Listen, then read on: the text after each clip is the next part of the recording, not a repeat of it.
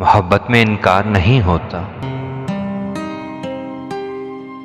मोहब्बत में इनकार नहीं होता। महबूब जब कहे कि सजदा वाजिब है, तो फिर करबला का मैदान हो या आदम के दीदार का सजदा, सजदा किया जाता है।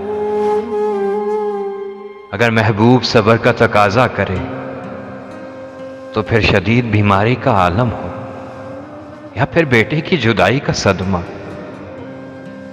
सब्र किया जाता है। और अगर सामने आग हो और एक साबित कदमी का ख्वाहिशमंद हो, तो आग में भी बिला खौफो खतर कूद दिया जाता है। और अगर महबूब दौराने नमाज किबला बदलने का हुक्म दे, तो सवाल किए बगैर क्यों बदलना है। बाजमायत किबला बदल लिया जाता है, क्योंकि मोहब्बत में इनकार नहीं होता।